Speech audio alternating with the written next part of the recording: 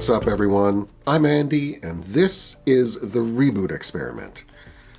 Kind of? Look, I was fully expecting I would be in my house by now, on site, actually showing you construction techniques and all of my designs live and in person. Unfortunately, due to circumstances outside my control, the project has been delayed until the new year. That means I have nothing to do until March, maybe April, when I actually get into the house. So I thought maybe it would be good to come on here and talk to the camera and explain my design decisions leading up to the build, because it literally took 6, 7, 8 months of work to get to this point.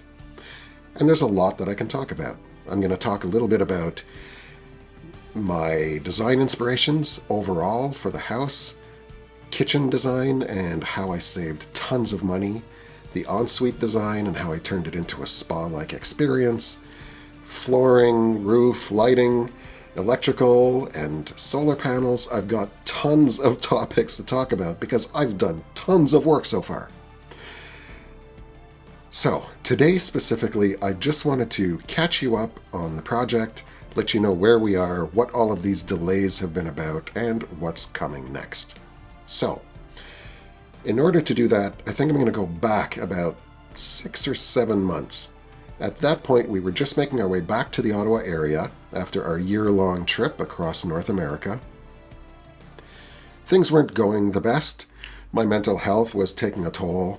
Our finances were taking a toll. And at that point, I had been in communication with another builder for about 2 months.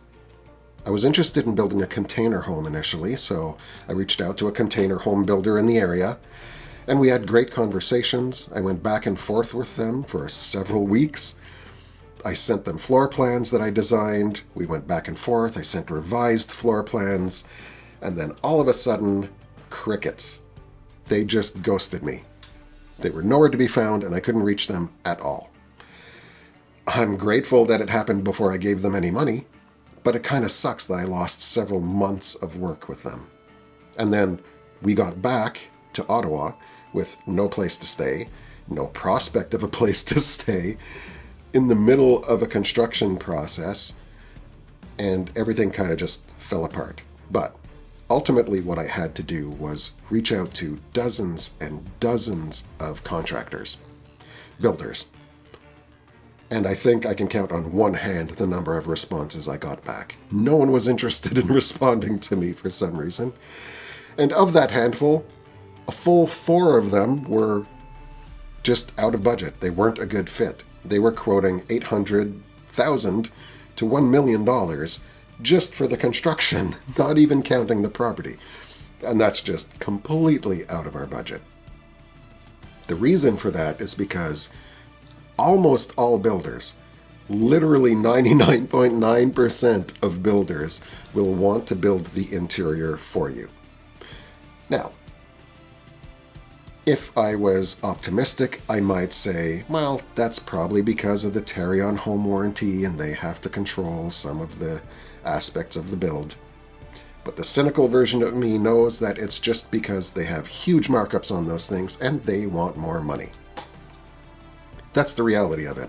And if you've ever gone through a new house build, not even custom, just from a builder in a community, you've likely gone to their design studio and had to choose your finishings.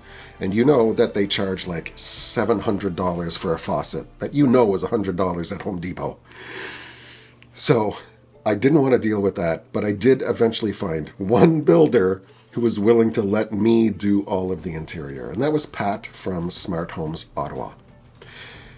Once we finally got in touch with him and started getting the ball rolling, he's the one who recommended Boreal as the manufacturer. They manufacture engineered log homes. Well, what the hell is an engineered log? Well, from the outside, it just looks like a flat log.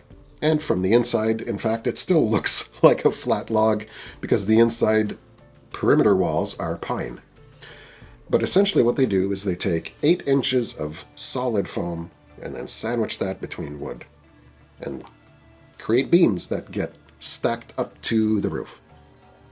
Very simple build process, very clever and super energy efficient, And it's also an eco-friendly build because there's less waste and it's a more sealed home. So that was my decision with going with Boreal. Now, where did things start going wrong? Because we started that process way back in like June. Mostly the bank, if I'm being honest. Very frustrating experience. It got resolved, mostly.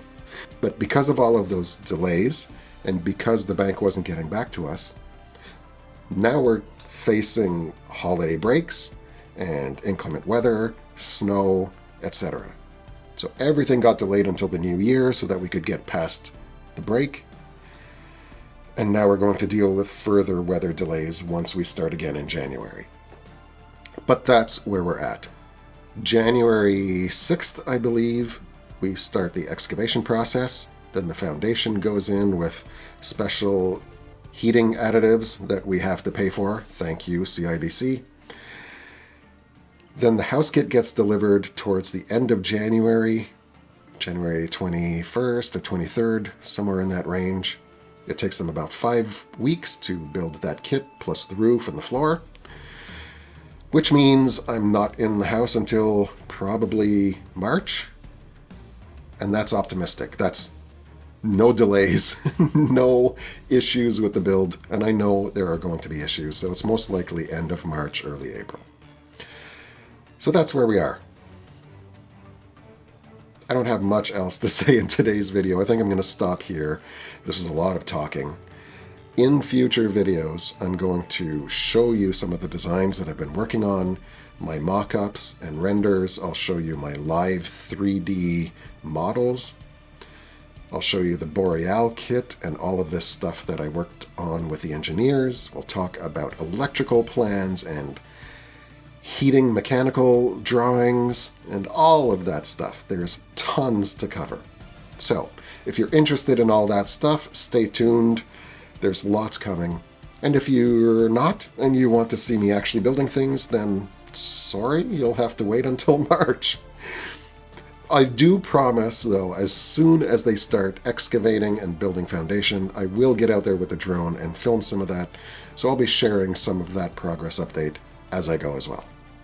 All right, that's it for now. I've talked enough. I'll see you soon.